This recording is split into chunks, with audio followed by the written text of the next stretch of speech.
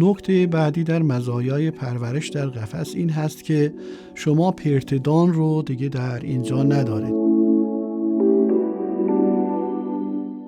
سلام. امروز میخوام در رابطه با مزایا و معایب استفاده از قفس و بستر در پرورش بلدرچین مطالبی رو خدمت شما دوستان عزیز ارائه کنم. خیلی از دوستان سوال میکنن که در کدوم یک از روش پرورش در بستر یا در قفس ما میتونیم موفق باشیم، سود بیشتری برداریم و میزان راندمانمون رو بالا ببریم. دوستان ببینید هر کدوم یک از اینها برای خودشون معایب و مزایایی داره که من امروز اینها رو خدمت شما عزیزان توضیح میدم.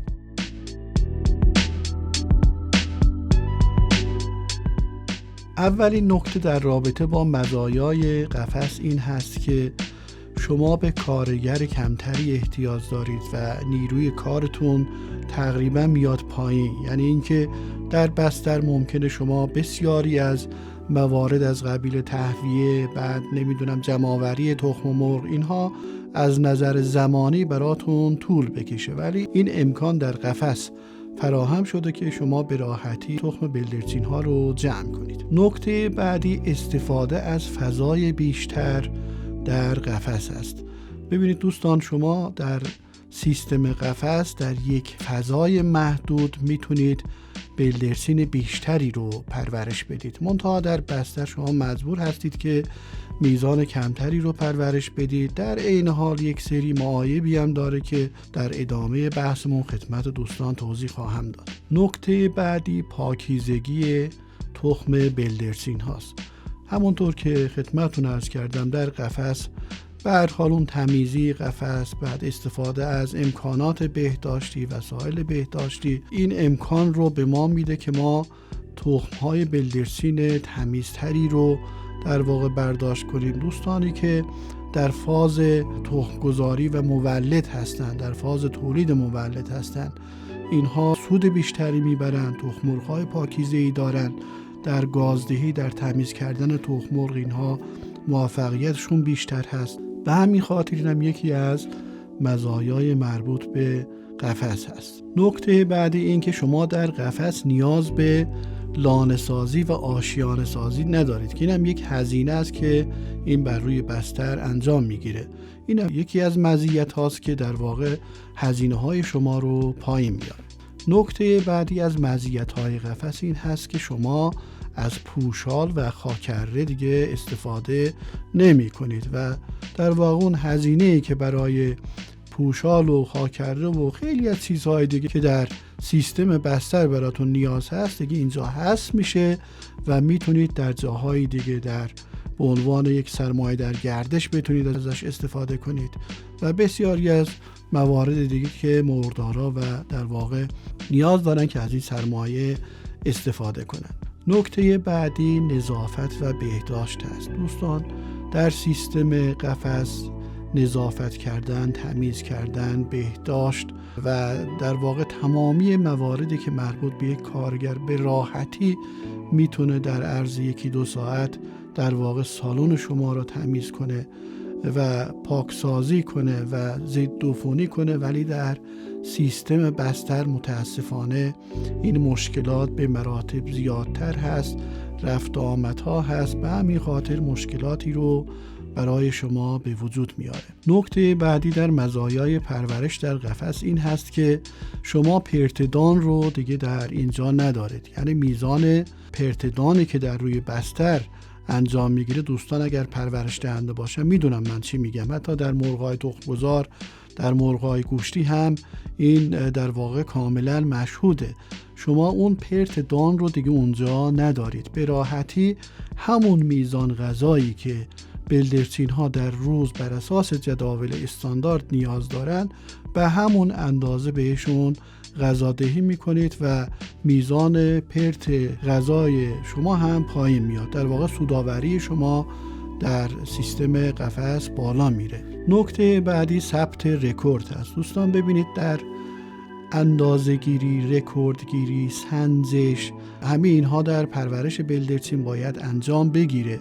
چه مقدار اینها غذا خوردن، چه مقدار دان خوردن، آیا میزان دانشون اومده پایین، تعداد تلفات رو باید ثبت کنید.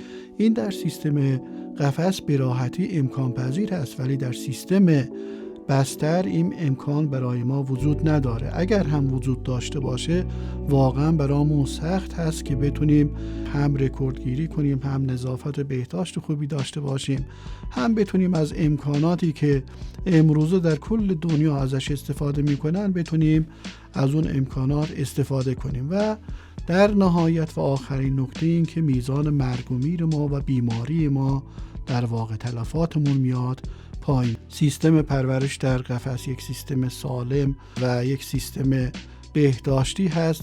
میتونید از این سیستم استفاده کنید و بلدرچین های بهتری رو، در واقع شادابتری رو پرورش بدید. اما میپردازیم به معایب استفاده از بستر و قفس. این هم خدمت دوستان بگیم که عزیزانی که میخوان وارد این کسب و کار بشن، با دید بازتری بتونن وارد در واقع این کسب و کار بشن، چه بتونن از قفس استفاده کنن یا از بستر استفاده کنن، با مطالعه بیشتری بتونن وارد در واقع این کسب و کار بشن. یکی از معایب استفاده از بستر این هست که ما پرتدان بیشتری داریم، بستر خیس میشه و آلودگی های بیشتری داره، گرد و خاک بیشتری رو ما در بستر داریم که این گرد و خاک باعث یک سری بیماری های تنفسی در طیور میشه.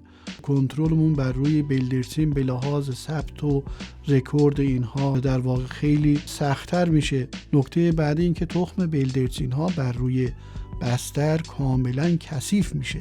شما وقتی اینها رو میخواید انتقال بدید به جوجه کشی، به هچر و ستر، میبینید که چقدر مشکلات براتون پیش میاد. حتما باید اونها رو ضدعفونی کنید، اونها رو تمیز کنید، ولی در سیستم قفس عرض کردم خدمتتون این مسائل وجود نداره، چون بستری وجود نداره. به همین خاطر اینها معایب استفاده از بستر هستند و شما مجبور هستید هزینه پوشال هم بدید در اینجا. و معایب قفس هم این هست که دوستان شما بتونید از قفس‌های مناسبی استفاده کنید. اگر قفس‌هاتون گالوانیزه نباشه و ضد زنگ نباشه، این یکی از معایب استفاده از قفس هاست. و دومین عیبش این هست که یه مقدار قیمتش بالا هست. دوستان شما اگر خواستید در واقع در رنج بیشتری و در قطعه بیشتری بتونید استفاده کنید، بنده توصیه هم این هست که حتما از سیستم قفس استفاده کنید، چون هزینه هایی که بر روی بستر شما میذارید مثل پوشال و مصارف مربوط به ضدعفونی و دارو و دامپزشکی و خیلی از موارد دیگه، اون هزینه ها در واقع از بین میره و همون هزینه ها رو برای یک بار و برای اولین و آخرین بار شما به قفس هاتون در واقع هزینه میکنید که از اون طرف هم سود بیشتری براتون در واقع خواهد داشت. خیلی ممنون که تا آخر ویدیو با ما همراه بودید. ما رو به دوستان خودتون معرفی کنید. سیو و شیر و لایک یادتون نره. اگر در رابطه با این دو سیستم یعنی سیستم قفس و بستر سوالی داشتید حتما برامون کامنت کنید تا در اسرع وقت به سوالات شما عزیزان پاسخ داده بشه. خیلی ممنون. خدا نگهدار.